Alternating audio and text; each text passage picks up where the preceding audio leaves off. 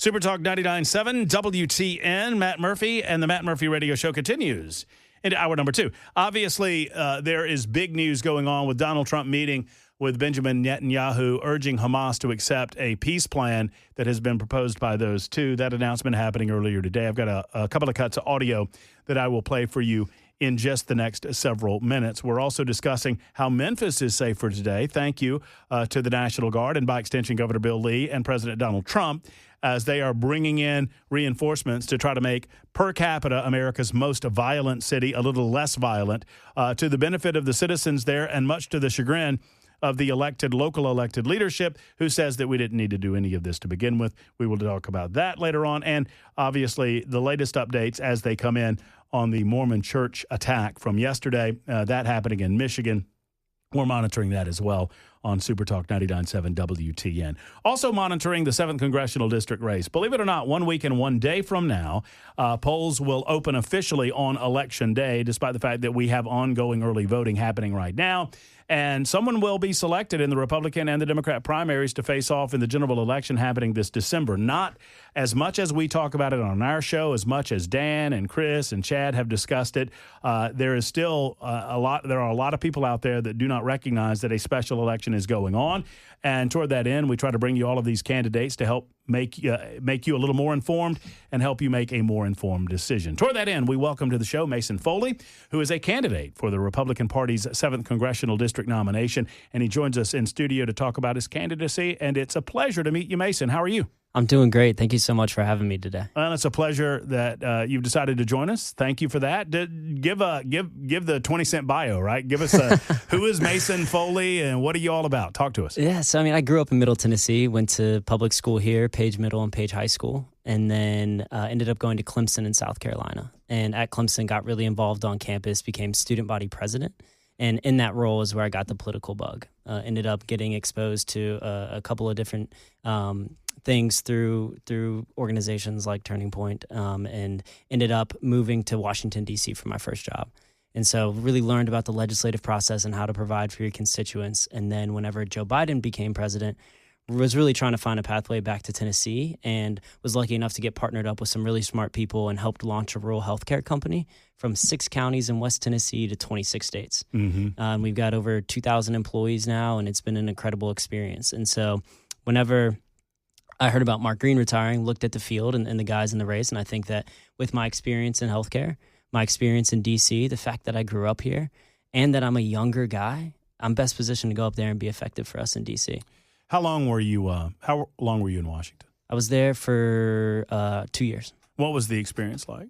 It was great. I mean, this was during President Trump's first term, right? And so it's like it's a. Do you think you would? I don't mean to interrupt your answer, but do you think you would have stayed there had Trump been reelected in 2020 to try to continue the effort from there, or was it Biden's election that kind of drew you back to the state? I think it was a little bit of both, right? It's like, Biden's election definitely accelerated it. I mean, the whole reason I went to D.C. was to learn and about the legislative process and learn how to be an effective advocate for your beliefs and your people back home. And so I think that during my time there, I accomplished that, and I was ready to come back to Tennessee. And of course, it was a weird time during that with COVID and the way that Mayor Bowser and the people up in D.C. were operating, as well as Biden's election. It just was definitely time to get back to. I've been to D.C. a lot, but I can't imagine Washington, D.C. as a ghost town. It gets pretty ghosty on Saturday and Sundays, but I imagine during the week it was a little bit creepy when they shut it down like that. Oh yeah, I mean it makes for a great sunset run through the monuments, right? It's like a beautiful private tour, but no, it's definitely creepy and it's eerie, because but it's also kind of nice. It's like DC is so filled with so many people that are leeching off of the government or off of each other in the system that DC's become, and so it's kind of nice to have it empty. As a relatively speaking younger candidate in this race, I'm curious what in your youth, what in your experience at Clemson informed you that you were a conservative, informed you that you were a Republican? I mean, what did you lean on that led you to those beliefs? So my journey in politics, it began at Clemson running for student body president. At Clemson, we have a budget for the student government of around $1.2 to $1.8 million, depending on how many students are at the school. And I was looking at the people that were in charge of student government, and they weren't like me and my friends and the people that I went to class with. And so ran for that position to refocus student government on the reasons people chose to come to the school in the first place. So academics, community, and school spirit. And we ended up doing all that. But through that, my political journey began actually through Charlie Kirk. He took me and a couple other student body presidents down to Mar-a-Lago, took us up to the White House, and really showed us that, hey, if you stand up for what you believe in, you can really make a difference. And the reason why he did that is their organization was looking at, members of Congress. One of the most common denominators between the members of Congress is that 70% of them were involved in student government and higher education. Mm-hmm. And if you look at our student governments across the country, they're full of, liberals and interested kids. And so it's like they were thinking through, how do we get more young conservatives elected into these positions?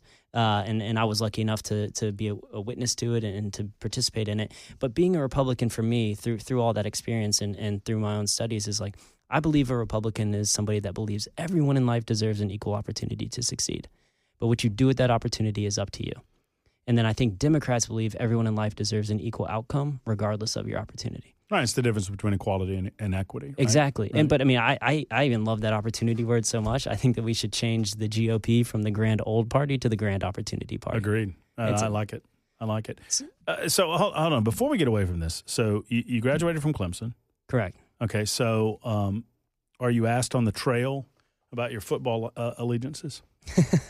I mean, here in Middle Tennessee, it's it comes up a lot. When I mention the word Clemson, everyone's like, "Oh," and I'm like, "Come on!" It's like, you know what? We haven't been relevant in a while now. I mean, we've had the worst. I blame you. You left South Carolina, and Dabo lost his fastball. Hey, listen, if it's up to me, I'd keep Dabo as long as Virginia Tech kept Beamer. Right? He's like, he won us 2 national championships. I'm more than happy. So you're a Dabo guy? I like Dabo. Yeah. Okay. I mean, listen, hey, I think the rest of the country's all good with that. Yeah, we're fine with it. Hey, he won us 2 national championships. I think we'll get back to it. But no, he's a great coach, and it is interesting whenever you don't have somebody to root for on Saturdays, right? It's nice for me with this race going on. I don't have to take a day off to focus on a football game. Team. Yeah, sure. So and trust me, as a Georgia Bulldog fan. I don't want to focus on football either right now. Certainly after this past weekend. At least you're still in the game, man. You can still make the playoffs. Yeah, well, that's true. We haven't lost 3 yet, but depending on how the season goes, we might be right there with you. So walk me through exactly what you did regarding healthcare when you came back to Tennessee. Just talk to me a little bit about that experience. So I was lucky enough to join Main Street Health. And so Main Street, we focus on rural healthcare, and we partner with existing primary care clinics, and we give them extra resources so their providers and patients can focus on care plans. And so we grew the business from 6 counties to 26 states and really learned about, hey, healthcare in rural New Mexico is a lot different than healthcare in rural Tennessee. Mm-hmm. And I was lucky enough to go to 23 states last year, all over the country, really interacting with these clinics and patients. And our healthcare system, it's definitely broken. I think that, part of the reason, why I'm running is I think that Republicans, we've lost the way on a lot of important issues for my generation. And I think that we need to have a good voice to bring those back in the forefront. Like, when's the last time you heard a Republican talking intelligently about healthcare? It's been... So what I do hear, I mean, I heard it just moments before you came on air. Yeah. I hear Chuck Schumer accusing the president of not being aware of rural hospital laws. I hear the Democrats trying to demagogue the issue when I lived through the advancement of Obamacare. Correct. and watched how, in my opinion, that led to ultimately the destruction of rural health care opportunities throughout the states and forced the states to make an unfortunate decision about whether or not to expand Medicaid or to continue down a path of free markets. And enforcing that decision, I mean, it led to some rural healthcare loss. Just give me an overview on, if you were in Washington, D.C., leading the 7th Congressional District, how you would attempt to lead the fight regarding revamping health insurance coverage and healthcare in rural areas. We need to start immediately with, this 15-minute healthcare doesn't work, right? You go in to see your primary care provider. You walk in, it's like an assembly line. They give you 15 minutes and they're in and out, and it's like they're focused on paperwork the entire time. I think that looking at things like transitioning to value-based care and making sure that providers are paid based upon the acuity of their patient's sickness and things like that will eventually move us onto a better path for our healthcare system. But I mean, to be completely honest, it's like we almost need to start from ground zero again. Like you said with Obamacare, Obamacare. It's like, I think it was a huge mistake from us, whenever John McCain did the thumbs down. And, we had an opportunity to repeal and replace with the majority in the House and the Senate, and we didn't do so. And so I think, like, getting back to the place where you even heard in the debate with the president when he's like, we have a healthcare plan. It's like, I do believe that there are a lot of intelligent people up in his administration thinking through these issues, but I think that we need to lead the way instead of letting the Democrats own it. We need to be the ones coming back and taking it for our. So it's been my experience in the lengthy amount of time that I've been doing this, that you really have to boil it down to 25 words or less when you're messaging on an issue like this. How can Republicans, because they have been boxed into a corner by the Democrats, and I think incorrectly, as not really caring about the issue of health care and leaving people to their own devices. How would you repackage that message for your fellow Republicans to get it to the people that need to hear it? I have to rev on it, you know right? What I mean? You want like a quirky term, but I think the easiest way to describe it would be something along the lines of like putting patients in control of their care, right? It's like so much of this is and what Obamacare and some of these other things have done is you've totally surrendered your care to the powers that be, but allowing patients to be in control of their health care is what we need to do. Right. So I've long preached, and you tell me if you think I'm right or I'm wrong. Mason Foley, by the way, 7th Congressional District candidate, our guest, but that we don't have a health care issue. We have the best doctors, we have the best facilities, we have the best nurses, we have the best structure. We have a health insurance issue. We have a pharmaceutical industry issue where you have the insurance company and the pharmaceutical industry who are in the business of collecting monthly payments and or issuing scripts as leading the way in this discussion, as opposed to doctors and patients, and to a certain degree government officials leading the discussion. I don't know how to deconstruct that and necessarily get those special interests less a primary part of the conversation and more to the side. I think they are an important part of the conversation, but they should not lead the discussion. Correct. Yeah. I mean, it even goes as far as I was talking to some guy on the trail, and he said, my wife and I, we had a baby, and they bring out the bill, and they didn't know that they didn't have their insurance incorrectly, and it said like $6,000. He's like, wait, you don't have our insurance. And he put his insurance down, and then the bill's $36,000. And he's like, what is up with this price, right? It's like, right. So it has to do a lot with price transparency and things along the nature of that. But like you said, it's like there's a long way to go. And at this point, it's like Republicans aren't even in the conversation. And so it's like, how do we re-enter the conversation? How do we lead the way instead of letting Democrats be the ones who own the issue? Mason Foley's our guest for yet another segment, and we'll get back to conversation with him. If you have any questions or thoughts, 615-737-9986 on the super text line, and I'll filter those to Mason, and we'll get his response to those questions. It's 20 after the hour on Super Talk 99.7 WTN. Super Talk 99.7 WTN. A few more moments with candidate Mason Foley. You can find out more about Mason. I'll just go ahead and give you the pitch. I won't make Mason do it. FoleyForCongress.com. Is that right? Yep, that's Foley it. And, you spell Foley like you would spell Foley, Foley. For Congress.com. Getting a lot of questions sent in on the super text line. You guys get them in here, and I'll ask them. A lot of people are asking about your age and level of experience. I'm certain that you get this question a lot. Someone actually said online, please ask Mason his age. He's very impressive on television, but I need to know more. I'm guessing he's roughly 17. And then they put, I'm obviously joking. Not 17. I'm 28 years old, right? And I think, in terms of the experience, my experience in D.C., my experience building the healthcare company, the fact that I grew up here and that I'm young, best qualifies me to win this race. What have you noticed in your travels about the 7th Congressional District? Talk to me about what you have found out about the people that live in District 7. The best thing about this district is I think it's a good reflection of the country, right? You have urban Nashville, you have a lot of the suburbs, and then you have rural areas, and you have people from all walks of life. And I think the biggest thing that people are saying out there is, they're tired of these career politicians and insiders. They want somebody young. They want somebody fresh. And it's one of my buzz points out there when I go is like, if you want to change DC, you need to change the type of people you send there. And I have the experience, and I have the will, and I have the energy to go up there and make a difference. And I think that my age is a huge asset. I mean, what is the defining separation between Mason Foley and anyone else in the race? I mean, is it a matter of prioritization of issue, or is there a singular issue that you can point to that you say, you know what, I think differently than some of these other guys about this or that? Yeah, I think there's a couple of things, right? It's like, first, anybody that wins this race, they're going to support the president. They're going to support his agenda. Like, that's hopefully is a non-negotiating, or that should be a given. Number two, and I think that this is where would be better than anybody else at doing this, but setting up a world-class constituent services operation. Your congressman goes up to D.C. to serve you, and they need to be able to respond. Even if you need something as little as a passport, you need to be able to deliver that to people on day one. Mm-hmm. And I think that I can do that. And I even want to take it a step further. It's like, this should be common sense. And from my experience in D.C., people don't do this, but it's like having, once a month stakeholder calls with all your agriculture stakeholders, your healthcare stakeholders, your education stakeholders, talking about, hey, this is the legislation pending in the House. This is how it's going to impact you, get their opinion. Even with these things like omnibus bills, it's like letting them understand and dissect what's in there, and hopefully we don't have to deal with those anymore. As Republicans continue to take control, but being a good constituent services leader there, and then also, like I mentioned earlier, is like taking back some of these issues that the Democrats are winning in my generation. That the conservative beliefs are the winning beliefs, like healthcare, like housing affordability. I mean, I don't know if you saw President Trump. I've been talking about it on the trail forever, but looking at removing capital gains taxes on housing sales. Mm-hmm. But that puts more money in the pockets of people that are selling their house, and it makes it cheaper for a younger American family to buy a home.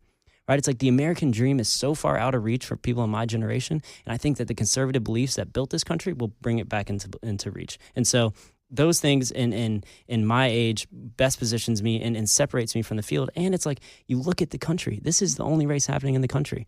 We're going into the midterms with no momentum. We're not getting any momentum from Virginia. We just lost that Arizona special election. Mm-hmm. It's like, what is our message going in? It's like, you elect a young conservative, you prove that the progress that President Trump has made with young Americans is going to last, and we're going to carry this into the future, then I think it helps us win these midterms and sends a strong message. I mean, you're a heck of a lot closer to it than I am. And by the way, I've made an official determination that I'm going to get to Ken Weaver's newscast. And if you can stick around for another segment, I want to stick around, because I don't want to. A lot of people are asking questions on the super text line, and I don't want to miss any of those. But I mean, you're 28 years old. I feel like I'm 52, but I feel like in the younger generations, and it's particularly poignant at this moment because of the assassination of Charlie, mm-hmm. because he meant so much to what I'm about to talk about. So many minds are being woken up to the fact that Democrats just lie to you. And when I was a kid, the old saying, I think it was Winston Churchill, that if you're under 30 and liberal, you don't have a heart, or if you're under 30 and conservative, you don't have a heart, and if you're over 30 and liberal, you don't have a brain. And it was just a matter of fact that 90% of 20-somethings were going to be more liberal-minded. But I feel like that's changing because of the recognition that government isn't the end-all, be-all for every issue or every problem that you might have in your life. The free market presents so many more better opportunities for young people in your generation that are growing up realizing that they are more conservative than even they could imagine. Exactly, right. And I think that we're on the cusp of a revival across this country, right? And it's like, how do we maintain that momentum? President Trump's got 3 years left in office. And it's like, what does it look like after he's gone? I mean, you even go back, I don't even know, what was it, 6 years ago? We're having BLM riots. People are wearing masks. It's like the reality that we were living in was chaos. And it's like, while our reality right now is good and optimistic, we need to solidify it up in Congress. It's like the younger voices up in Congress, AOC, Maxwell Frost, even this New York City mayor, he's 33 years old, right? Or the guy who's running for New York City. He's about to be mayor, sadly. 33 years old. It's Eric Adams, by the way, dumping out of the race over the weekend. But anyway.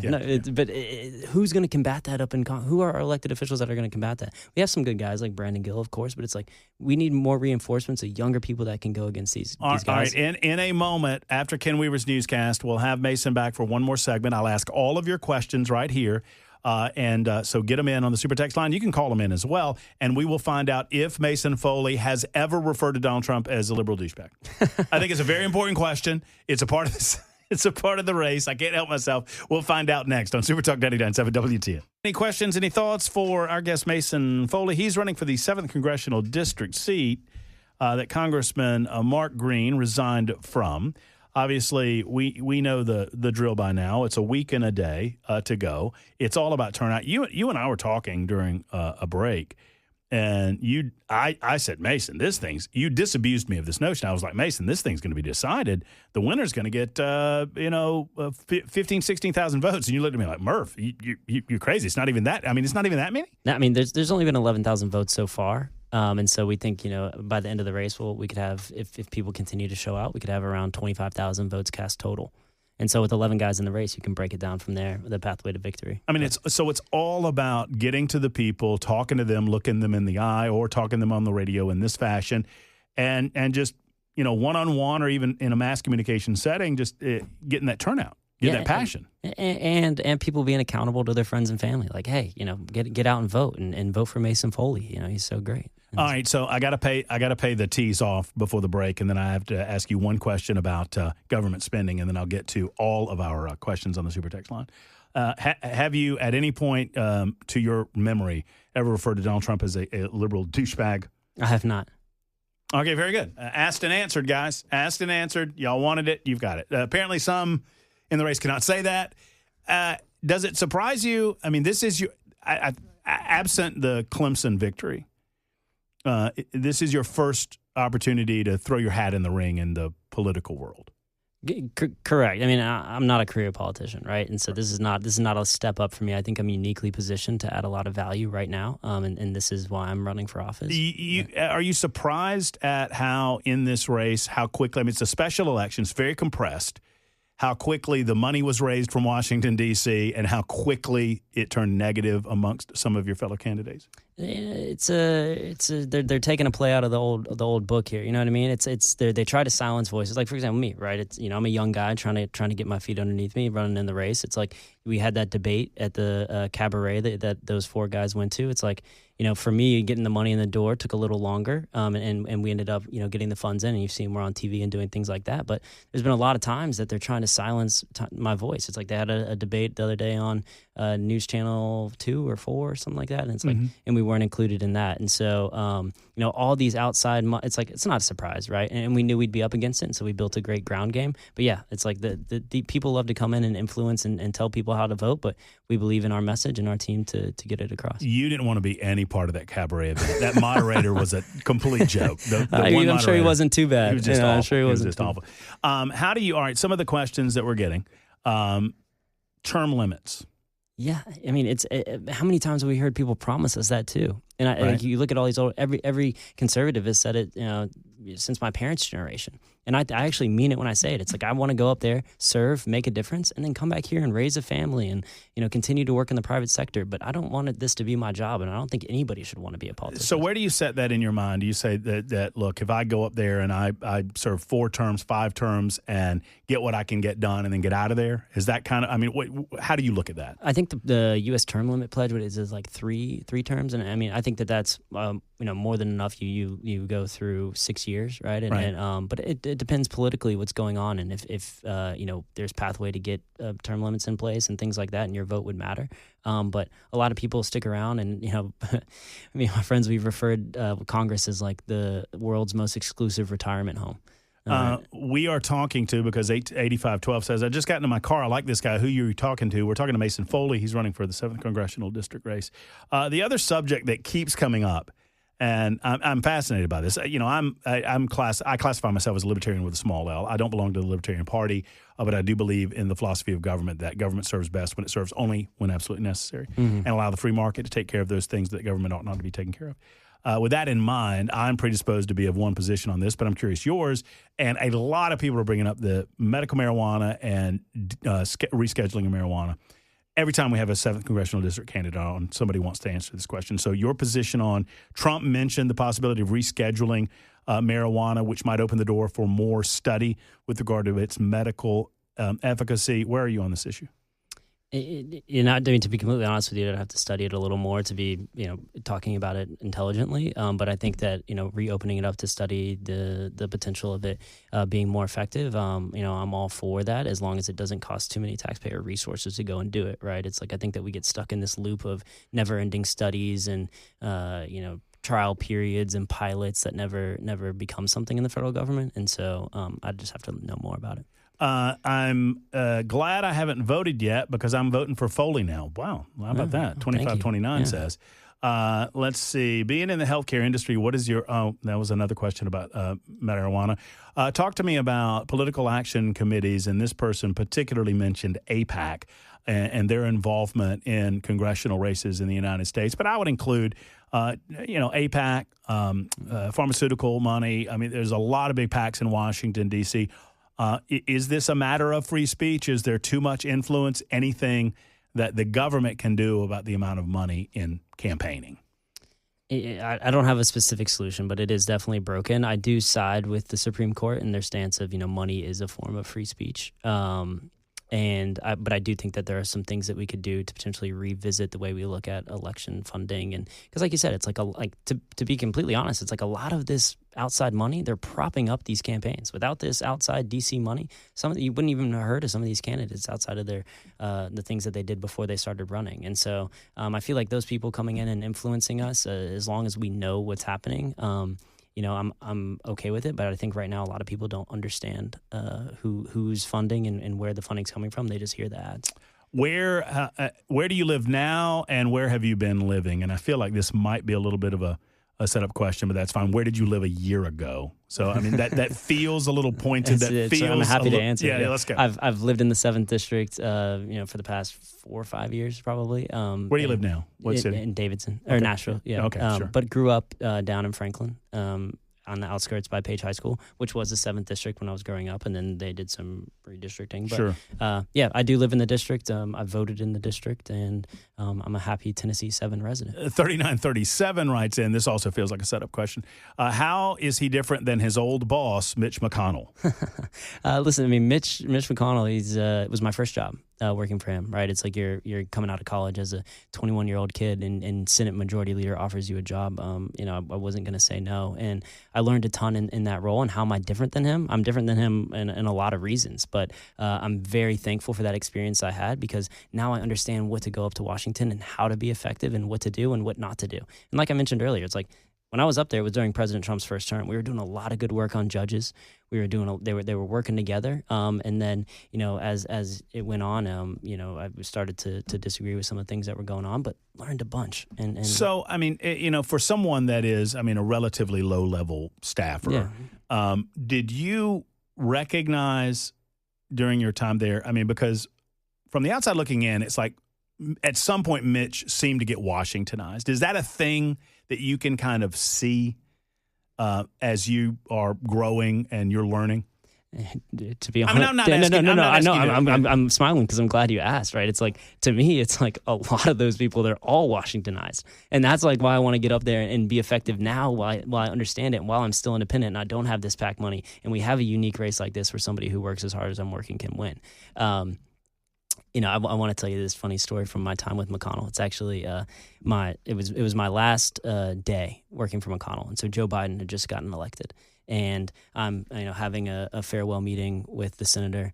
We're talking about Clemson football or something like that, and me going back to Tennessee. And as I'm leaving, the way that his office is set up is you have in his office an open room, and then a couple of secretaries and people that welcome people as they enter. As I'm walking out, the detail, they stand there and they stop me right after I leave McConnell's office, and they say, "Wait." Cory Booker walks by, Chuck Schumer walks by, Joe Biden peels right into the office, and he sits there and he looks at me and he's like, "Why is he so mad at me?" And I'm a young kid. I'm like, I don't know. And he's like, "Is it what I said about the Republicans? Is it?" Wait, Biden said this to you? Yeah, with a mask on. He's got his mask on. And he's like, "Is it what I said about the Republicans? Is it what I said?" And I said, "You're gonna have to ask him, sir." And then he just turns around and then walks back to those two secretaries sitting there and looks at one of them and says, "Who do you have to thank for your beautiful eyes, your mother or your father?" And she said, "My mother." And he said, "Well, be sure to tell her I said thank you." Picks up a piece of candy and leaves. Which is like, we could talk about so many different things in there, but if it's like the guy, he's a president-elect or the president of the United States at the time, if he just would have walked in, Senator McConnell would have seen him, but he just is like walking and he was, this was day one too, and it's early. It's like you can imagine the people that saw him up close at the end. But to answer your question, do you feel? Oh, wait, hold on, there's so much to unpack. Do you feel like he was just conditioned to try to ingratiate himself to everyone that he saw in front of him? It was just like, was he doing that by rote? You think? So I mean so the reason I bring that story up is because you talk about Washingtonized. It's like Joe Biden was a guy who was Washingtonized, right? Mm-hmm. He'd been a senator forever, and so I don't know if he like reverted to being a senator and just like walked into the office and didn't understand that he's president of the United States now. But then in going and talking like he asked you, why is he so angry at me? Yeah. It's like, what's he talking to me for? Right. And it's like, you think President Trump would ever go walk into, Chuck Schumer's office and talk to a staffer? Why is Chuck Schumer so mad at me? I mean, he might, I get it. He might joke around with him, but that's very odd. That's it. And the way he acted to the secretary, I think, that's, I don't think that's excusable. Let's not talk about a young woman's eyes. Yeah. At any age, but much less at yours. So I got a term affordable. Let me ask you, government spending. In the 1 or 2 minutes that we have left. I mean, it is my big issue. I believe the $37 trillion in debt, I know that it's not top of mind. It doesn't win you any races back home a lot of times when you come back home and say, hey, we've got to do less for you. We've got to spend less money. We've got to cut the money that we spend on FEMA. We've got to cut the money that we spend in this program or that program. But I believe it's the greatest existential threat that we face as a nation.